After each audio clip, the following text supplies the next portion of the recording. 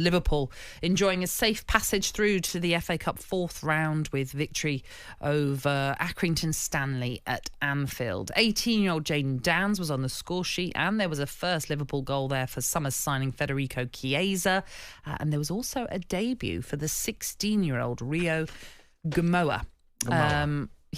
Wow. What an occasion for him. We'll have, I'm sure, talk more about that in just a moment. But first of all, let's hear from the Liverpool boss, Arne Slot, who had plenty of praise then for that young debutant. I think he did. If you make your debut, it's always special if you can then show to the fans what your qualities are, and I think he definitely did that. So we know that he's special in 1v1 situations, can change direction really fast, and I think we saw this a few times today, especially in the first half. And special day for him with a win. Fans reacted very positive on him as well, so I think he will sleep well tonight. Crikey, imagine that. 16 years old and you're making your debut for Liverpool. 16 years and 135 days, Cass. He becomes the youngest starter in Liverpool's history and their second youngest debutant behind Jerome Sinclair. How did he play? What does he look like? Well, he's a winger that wants to take on defenders, and he always. I think the most pleasing thing for watching him for the first time is how much he wanted the ball. Never shied away from it. Always. Which is remarkable for 16. Wanting the ball all the time, and it was a perfect game to put him into. He had a difficult job because the fullback was a real steady Eddie. Been around, you could tell. I thought Accrington, by the way, were tremendous for 30 minutes, so literally until they conceded the first goal.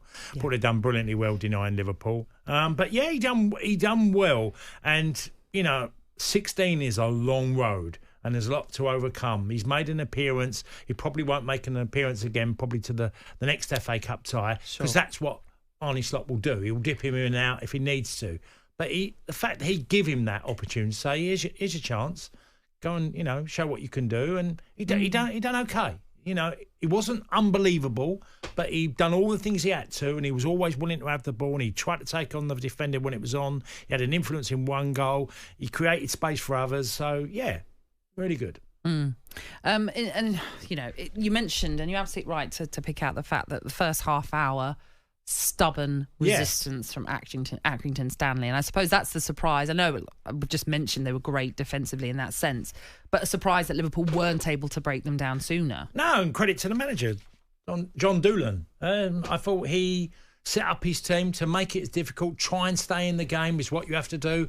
The unfortunate thing for them happened that they conceded on the 45th minute as well. Yes. Once it went to 2-0, he then tried to get back into the game and opened up slightly. And once you open up, Liverpool have, we talked about squads, the depth of squads and the quality that's there.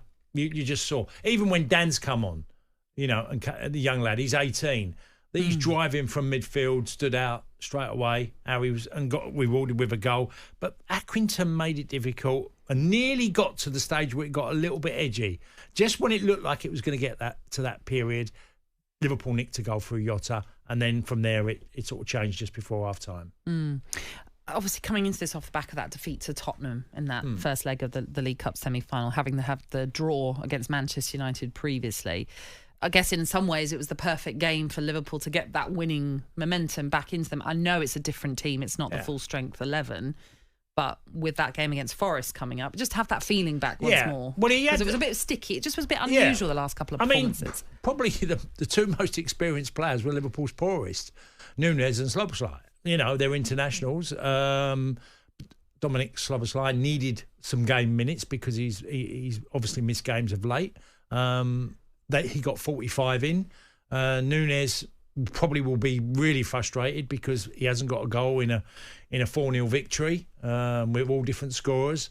He never stops running. He does what Nunez do, but he also does the things that frustrate Liverpool fans to some level, is that he keeps hitting the keeper instead of hitting in the back of the net more often. And it was interesting, Robbie Fowler spoke about Nunez before the game. And Robbie's probably, if you said to me, one of Liverpool's greatest goal scorers, he was a natural. Him and Ian Rush would be up there for me as the top sort of natural finishers. Well, you don't get the nickname of God, really. Yeah, unless you've done good honestly, things, Robbie Fowler was mean. Instinctively an amazing finisher. He was. He just was so much quality in front of goal.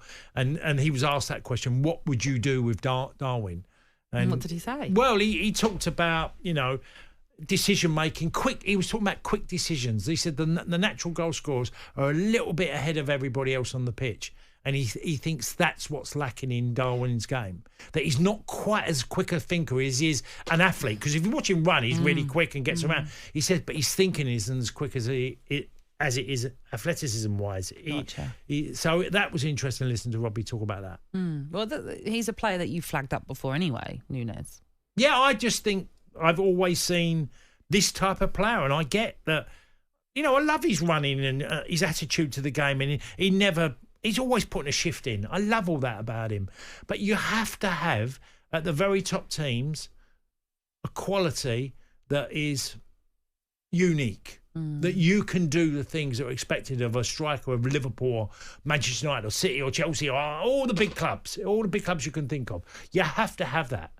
And if you're not, you're going to fall short. And I think he has fell short because Nunez, you can see why Liverpool paid so much money for him in many ways, but you can also see why he's failed. One player in recent games as well who's had a bit of criticism maybe thrown at him was Trent Alexander-Arnold. Now, on the app that I'm using, which shows you the lineups and all the stats, etc., he's got the best marks in the game. Was he the standout performer then? Well, was this a perfect game for him? For Trent. Yeah. I mean, look, I said to you before now, if you're selecting Trent for his qualities as a right back defending, you're on the wrong page because he's there to cause havoc for opposition. He's there to create for other players in front of him and be wonderfully creative himself. And when he scored his goal, which was the goal of the match, he's pinged it literally top corner. That's Trent. Yeah. And you can see why he's so valuable. But I've also seen over the years, as many Liverpool fans and fans in general, that Trent can sort of go AWOL in that right back area. But he's quality. He's so much quality. If you want the glass half full, Trent is one hell of a player. If you've gone on the half empty and you're concerned about his defending, I get it. I understand it. We've been asking for your messages this morning very quickly. I want to get to Paul and Finn, who were in touch with us yesterday, if you remember, from Colwyn Bay, travelling to Norwich, Brighton season ticket holders. They've been in touch this morning. Thank you very much. They're saying we are absolutely chuffed with the win. Of course you should be. It was a good win, 4-0 at Carrow Road. Particularly they were chuffed for Solly March, who obviously had that really lengthy injury, and he's just getting back into that Brighton team. They've sent a photo. They had an amazing hotel room overlooking the pitch. How fabulous. I didn't even know you could do that at Carrow Road, which Finn decided to get up and look at 4 a.m. this morning. Finn, you should be back in bed. But anyway, they're saying they're heading home soon. Travel safely because it is frosty out there. And also we've had a few other messages with regards to what people are up to today. Jacob and Michael, come on United on the way from Manchester to the Emirates. It's hard to get my granddad to a game in Manchester as he lives down south. Let's go Reds first away day together. If you want your name and your whoever you're going with read out on national radio, why not get in touch? 81089 is the text number. You can WhatsApp us as well on 03717 223344. Don't worry, Plymouth fans, I'm not ignoring your messages, but we'll get to that game in this hour, and I'll definitely get to your messages as well. Get it out of the way early, Nat. Weekend Sports Breakfast with Natalie Sawyer and Tony Cascarino. Sunday mornings from 6 on AM, on DAB, via the talkSPORT app and on your smart speaker. talkSPORT.